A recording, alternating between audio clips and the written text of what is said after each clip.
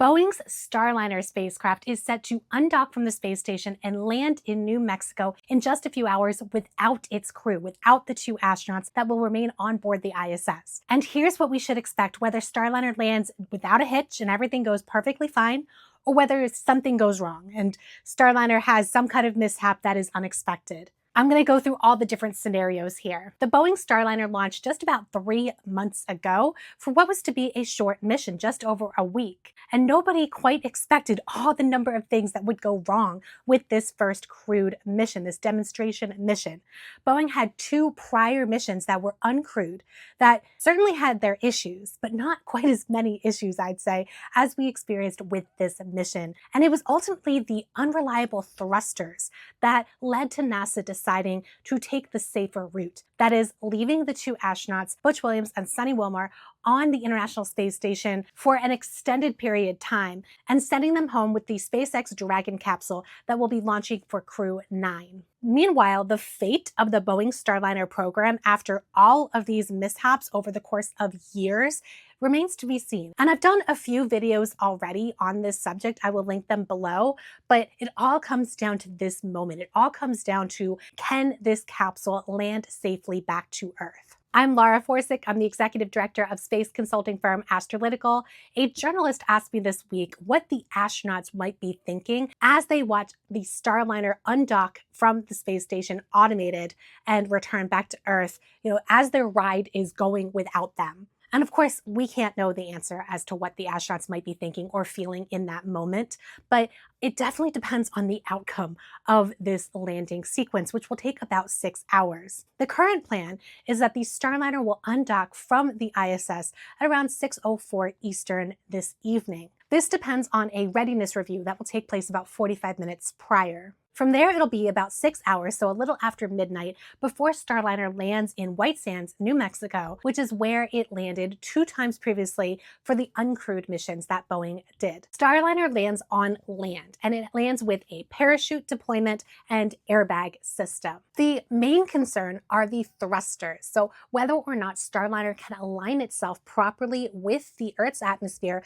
to come in at the proper angle and to land exactly where Starliner is expected to land. If the astronauts were on board and it landed off course, that could be disastrous or it could be okay, but not ideal. So at least 3 times in recent history has a Soyuz landed off course with people on board. That was TMA-1 in 2003, TMA-10 in 2007, and TMA-11 in 2008. And in all 3 of those cases, the descent of the Soyuz was much steeper and the G-forces greater than the astronauts expected that were on board, and they landed short of where they expected to be by a couple hundred miles. If that is the case, where Starliner lands just a little bit off course, but the astronauts would have survived, then I think that we can lump that in with a mostly successful landing. A successful landing, I can imagine, would be multi-emotional for the astronauts on board. On the one hand, I can imagine there's a bit of, I wish I was down there with it. They had said that they wouldn't mind being on ISS longer. They actually were looking forward to a longer mission, but they've been up there 3 months, and they are looking at not returning back to Earth until February at the earliest. On the other hand, they're professionals. Not only are they veteran astronauts, but they are test pilots, and they were sent up to do a job. So if Starliner returns uncrewed back to Earth successfully, maybe part of them is like, we didn't finish our job. We should be down there with it, making sure that we test this spacecraft. If Starliner does not make it back to Earth safely, if something goes catastrophically wrong or wrong enough so that there might be endangerment to any crew that would have been on board, I can imagine the astronauts might be feeling relief to have not been on board, that NASA made the right call. Boeing, for the entire time that this decision was being made, stuck by Starliner. It said it was safe to return. And NASA agreed that it was safe to return in an emergency situation.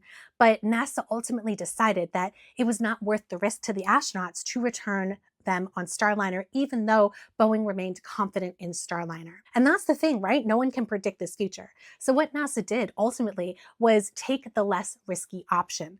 They had the choice of finishing the mission with the crew, but they decided the less risky option was to use the alternative ride back to Earth with Dragon. For some reason, some people were proposing that the astronauts should return back with Soyuz. That was never a consideration as far as I know, as far as NASA has said. Why would they return back with Soyuz when they have perfectly good Dragons to return back on? And this is the reason why NASA chose two providers back in 2014 when they made the decision to award the commercial crew contracts to Boeing and to SpaceX. Because if one went down, the other one would still be operational, and NASA would not have to rely on the Russians as they did from 2011 to 2020 after Space Shuttle retired and before Dragon started to become operational with Demo 2. Let's take the two scenarios, the positive and the negative. So the positive scenario is that Starliner returns back to Earth just fine uncrewed. It still hasn't proven that it can return back to Earth with crew on board. And according to the contract that was awarded in 2014, Boeing needs to validate that all of Starliner's systems perform as expected. And Boeing has not done that with this mission. No matter what outcome, everything can go perfectly from here on out, and Boeing has not accomplished what it needs to accomplish with this demonstration mission, which means that NASA can choose not to certify Starliner.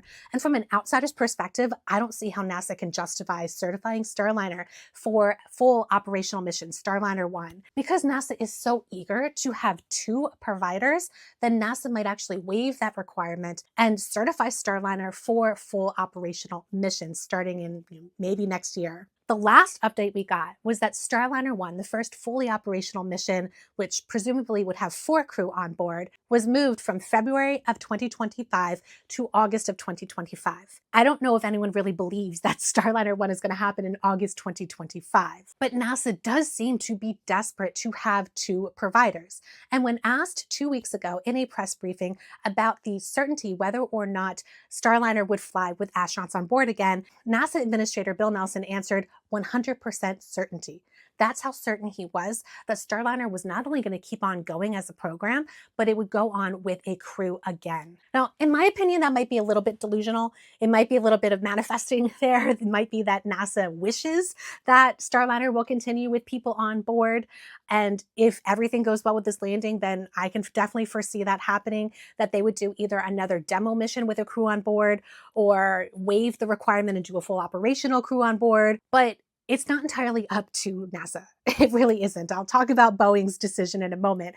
NASA wants this. NASA wants Starliner to continue. So NASA is hoping that Boeing will not only succeed with Starliner landing uncrewed here in this current mission, but will continue the program and fly with a crew on board again and again and again until ISS is retired. Even Bill Nelson stepped back a little bit with what he was saying in that press briefing 2 weeks ago. He said a little bit later, they've spent X. Will they spend Y to get to where Boeing Starliner becomes a regular part of our crew rotation?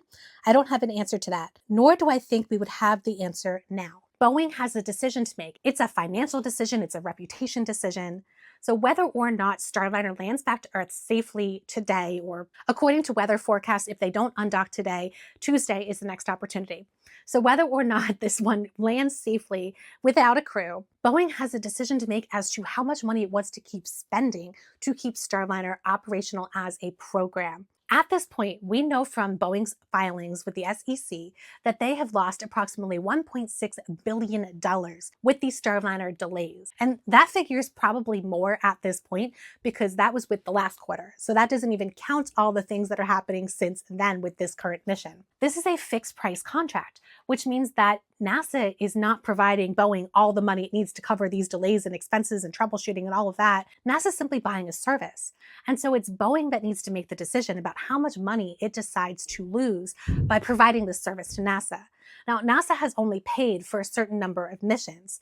They have not paid for all these other missions that are in the pipeline. Boeing still has a chance to make up the money not only with the ISS program, but future space stations as well. And I did a video about whether or not that Boeing is competitive compared to other options. I will link that above, but basically it comes down to the fact that if Boeing can prove that Starliner is a reliable craft, maybe for crew, maybe just for cargo, then it has the opportunity to transport astronauts, and in this case, probably just NASA astronauts, but you never know, it could be commercial astronauts, to the commercial LEO destinations, the commercial space stations that will be coming on board sometime in the next few years. There might be an opportunity, there might be a way for Boeing to find a niche within the post-ISS transportation world. The reputation hit, that is the big one here. That is not logical, so you can't really do the math as to what the Boeing team is thinking, what the new Boeing CEO is thinking. Prior to this mission even launching in June, I told a reporter that I thought that if Boeing backed out of the Starliner program at any point,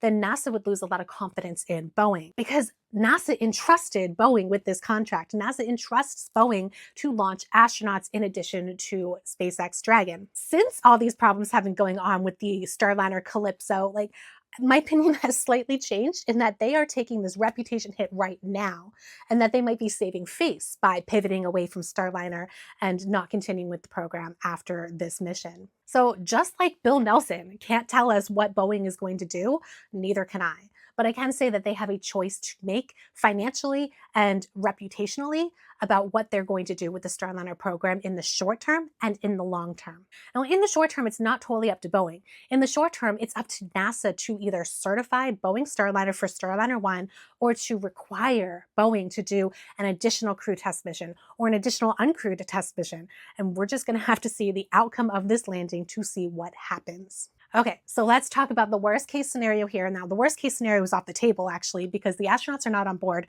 so they are not endangered. So the second worst case scenario is that Boeing Starliner is lost upon reentry. It's a complete destruction of the vehicle. Boeing, for one thing, is going to have to do emergency PR because they have been saying all along how confident they are with Starliner.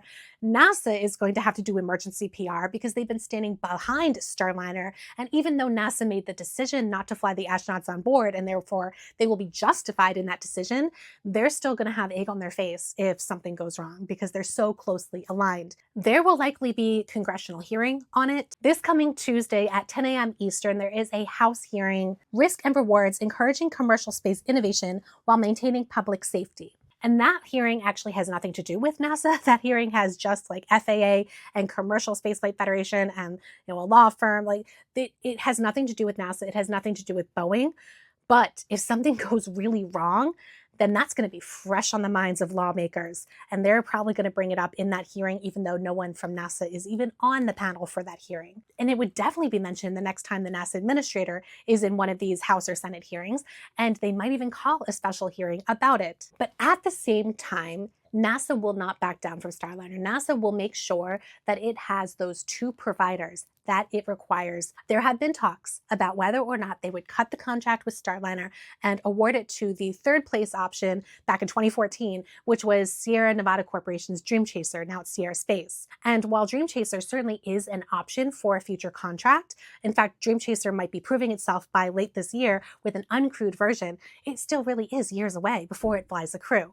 And additional money, I'm sure, would help. And Sierra Space would certainly welcome additional contract from NASA to get Dream Chaser certified to fly a crew faster. But at this point, I cannot see the money coming in from Congress to award an additional contract for Dream Chaser. But anything is possible. So it could be that if Boeing really does lose face, or if Boeing really does cut their losses and run, then NASA could decide it really does need to, and Dream Chaser is the next option that's in front of them at this point. Best of luck to the Boeing Starliner team that's trying to get Calypso back onto the ground tonight. It'll be interesting to see what the future of Starliner truly is.